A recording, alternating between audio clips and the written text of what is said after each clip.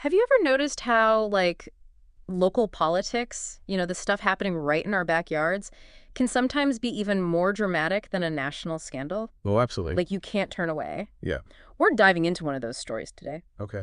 Sumaira Waqar, a politician from Waterdown, Ontario, is facing, well, I guess you could say, some pretty intense public scrutiny right now. And what's interesting here is that this isn't just, hearsay or rumors swirling around. Right. We're actually looking at a series of blog posts that meticulously document, I mean, they really go into detail, about these alleged discrepancies in Waqar's public record. So we're not talking about opinions here. We're talking about someone who sat down and did the work. Yeah, they're really trying to connect the dots. Okay, so let's get into it. Let's do it. The blog's biggest red flag when it comes to Waqar, campaign finance. They're alleging that her final expense report, which was a suspiciously exact $1,400, and this complete lack of personal contributions, it just doesn't, well, kind of seems like something's off.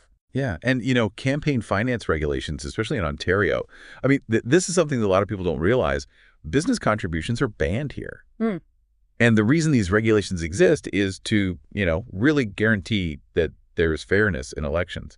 So it's to ensure that elections aren't being influenced by those with the most money. Right? It's about keeping it level. Exactly. Yeah. So when someone's report seems to contradict, like the usual hustle and bustle of a campaign, where are the costs? Yeah. It raises questions. Makes you go, And speaking of costs, the blog also points out these potential unreported expenses. Like, they were talking about professionally printed materials, things like dual-sided T-shirts, lawn signs, which definitely aren't cheap. No, those things add up. And that's not an insignificant cost, right? No, not at all. And that's the thing. These allegations, if they're true, this could be a sign of a deliberate attempt to go around those financial regulations we were just talking about. And that just really erodes public trust. It makes you wonder, well, if they're hiding this, what else are they hiding? Exactly. Transparency in campaign financing is, it's crucial. It allows the public to understand who is backing a candidate and if those contributions are influencing their decisions once they're in office. Because that's a big concern, right? Oh, absolutely. It's about understanding where their allegiances might lie. Yeah, it's about knowing that they're representing the people, not special interests. Exactly. So even though these allegations seem to be about something as, I don't know, I guess mundane as T-shirts and lawn signs, right, it could have some serious implications. Oh, for sure.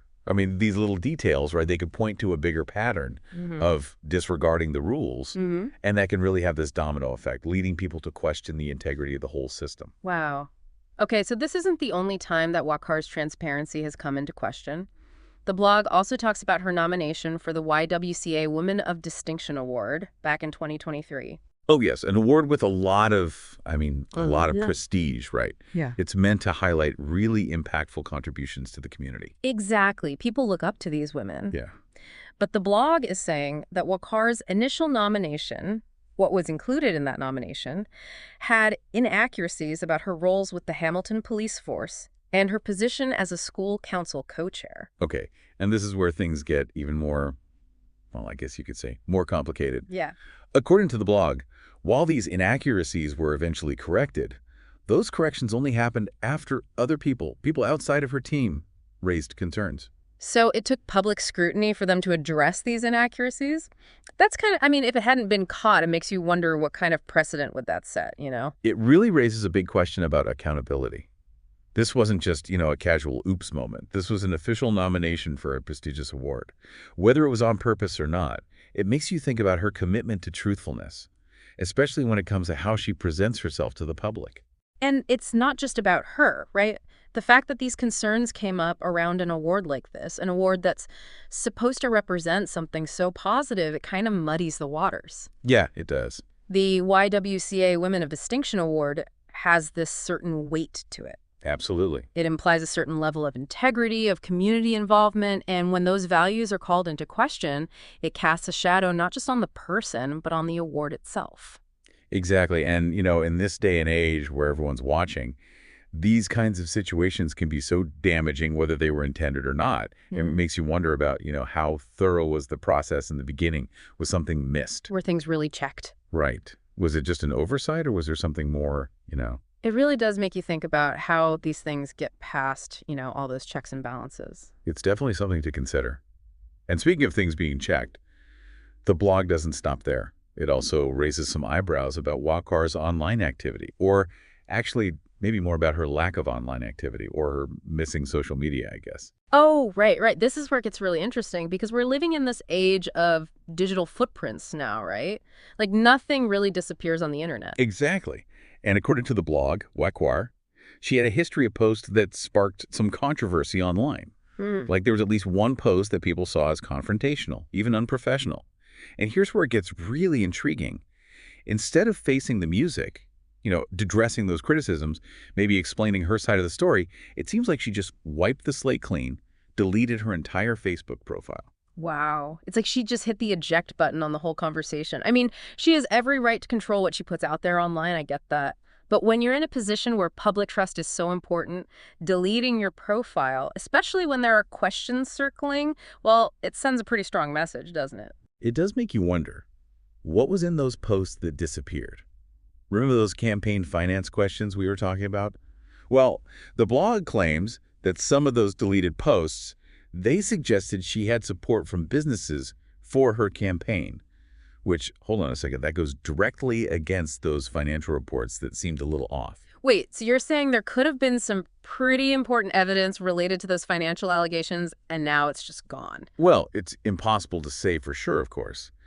But the timing of deleting her profile, it's definitely a little suspicious, right? Yeah, just a tad. And honestly, it speaks to a bigger issue that we're seeing a lot of these days, especially in politics. There's this attempt to control what people are saying, to control the narrative by erasing anything that could be damaging. But a lot of times that just makes things worse, makes people more suspicious than they were before. Totally. It's like trying to cover up a stain by dumping more paint on it. It just makes this big mess. And this situation, it brings up some pretty big questions about being open and honest, about transparency, and about how we make sure that our elected officials are being accountable, especially in this digital world that we live in. I mean, think about it. Deleting your social media, it's kind of like a public figure just refusing to answer questions from reporters. Yeah. It just makes you wonder, what are they hiding? Exactly. It really undermines that public trust we were talking about before. And it can even seem like they're trying to avoid being scrutinized. Yeah. And this is where the heart of this blog really comes in. This isn't just about Sumaira Waqar. This is about something we're seeing a lot in local politics, this idea that being transparent is optional. So how do we, as people who care about this stuff, as engaged citizens, how do we make sure that the people we elect are held to a higher standard? How do we make transparency the expectation, not just a nice to have? It's almost like we need a whole new rule book for how this stuff works, because the old one just doesn't quite cut it in this digital age. You know what I mean? Yeah, it's tricky for sure. And it's not enough to just, follow the rules on paper we all out, to actually create this culture where people are expected to be open and honest, where they're accountable for what they do and what they don't do. And it's not easy, right? Not at all. Because it feels like that instinct to just delete something, whether it's a post online or a whole section in a financial report, that can really do some damage in the long run. Oh, absolutely. It erodes that trust we were talking about. And once that trust is gone, it's incredibly hard to get it back. Yeah. And this situation with Waqar, even though it seems really local, it impacts all of us. It reminds us that we, as regular people, we have a responsibility to stay informed, to ask the tough questions, and to expect more from our elected officials. And we can't let ourselves be fooled by what we see on social media, because it's easy to get caught up in it all. But sometimes those things that seem small, like deleting a post, that can actually be a sign of something much bigger going on. Absolutely. And it highlights how important it is to really think critically about the information that's out there these days, to be able to spot when someone's trying to control the narrative and to demand transparency from those in power. Don't just take everything at face value. You have to dig a little deeper look for evidence and be wary when it seems like someone's trying to hide something. It makes you realize that even though we're living in this world where everything's online and hyper-connected, sometimes the truth takes a little work to find. We can't just passively scroll through our news feeds. We have to be willing to go beyond what's right in front of us. Exactly.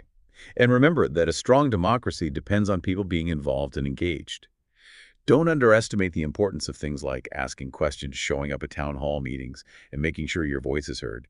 Those actions, even if they seem small, they all contribute to creating a system where people are held accountable. And that ultimately strengthens our democracy for everyone.